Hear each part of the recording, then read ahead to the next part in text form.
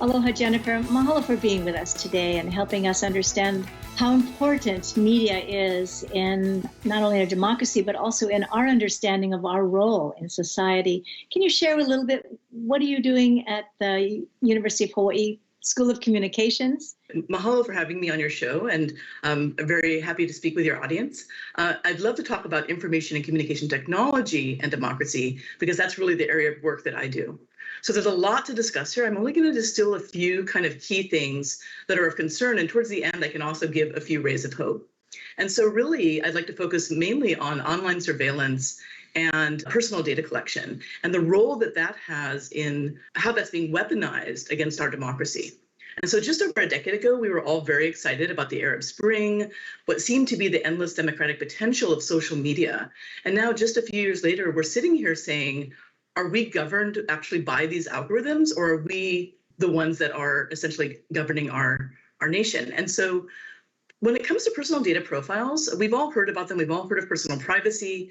But a key thing that we don't really understand typically is that throughout your day, when you're going about your business, using your phone, using apps, browsing the web, even walking around town, there may be things like facial recognition systems, all sorts of automated things that are collecting data about you. And this data is very important because it's being aggregated, collected, and then mined for insights. And this becomes really important because what happens to the data once it leaves our person really is not transparent. We really can't know. And as I mentioned, there's a lot of data use and reuse that's happening down the pipe.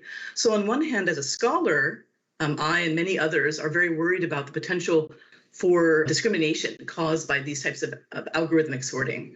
On the other hand, something that I think I want to focus a little more on today is the idea of the targeted advertising and the erosive effect of that on our democracy. So targeted advertising, of course, is being able to send an ad via the internet or your mobile phone to a particular person based on their data profile.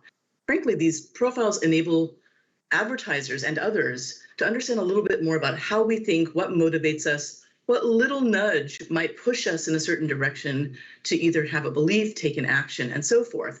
And so this means that really anyone who wants to send a particular group of people messages can buy these profiles and the access information.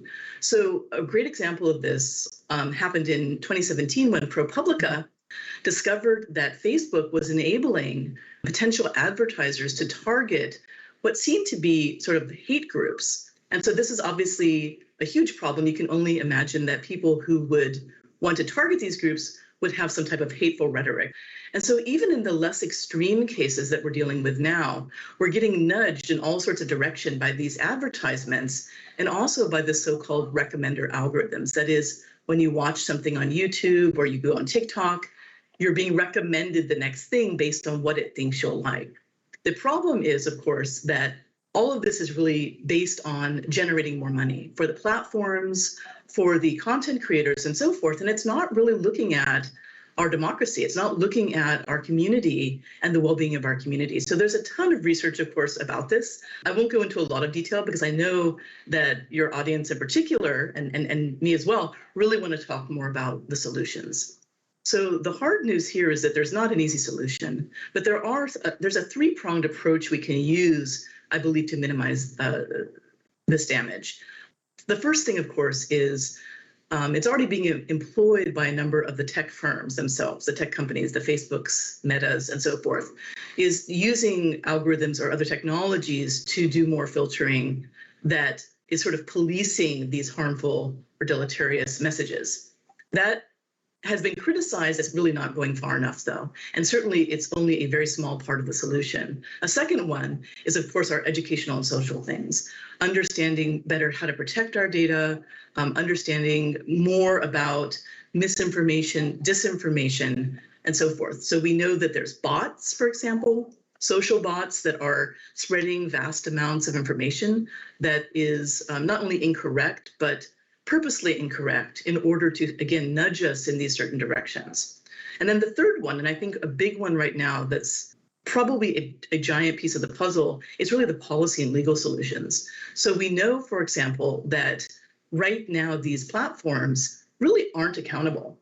they may get a lot of public scrutiny. Congress may call them in to testify with threats, but essentially, they're really not liable for anything that you or I post on the platform. On the other hand, we don't want to get into a situation where we make them fully liable and therefore end up limiting freedom of expression and so forth. So it's a really difficult balancing act. Right now, a lot of folks are looking at something like the revision of Section 230 of the Communications Decency Act, making it so that there is more responsibility, although this is still unclear that exactly what this balance will be for the platforms themselves, reclassifying them not as neutral tech companies, but really as media companies that are responsible in some way for the content that they share. What advice could you give? What counsel could you give the average person like myself to become more discerning and be more, maybe not even more critical about what I'm hearing? The most basic thing, of course, is to just assess the messages that you're seeing, particularly because we know that we're being targeted with messages that are going to be like what others in our social networks like and things like that. Because we know that, we can look more critically. We can look at external news sources. We can look for validation. There's a lot of wonderful efforts underway to do fact checking and things like that to halt the spread of misinformation. Another thing that we can do, again, is be a little more careful about our personal data. Doesn't mean we shouldn't use the platforms. I certainly use them myself, but limiting the types of things that we would put on there. And certainly when it comes to things like political advertisements or other messaging that leads one towards political action or things like that, just being very critical of each message.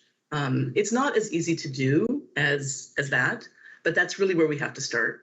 Certainly, we've got a lot of great educational programs in the K-12, all the way up through college, but it really takes a personal responsibility, I think, of each of us to think before we click to forward or share, and to realize that there are these systems working behind the scenes that really aren't to our collective advantage. So, parting words, if you could. I would say be hopeful, but it is a responsibility, right? It is a responsibility for each of us. If we want our communities to thrive, if we want our democracy to live, none of us can just sit back. We all have to take action in whatever way we can. And it really can start with something as simple as thinking before you share. Thank you so much for your time. You know, you've helped us understand probably more than we might want to know, but thank you very much.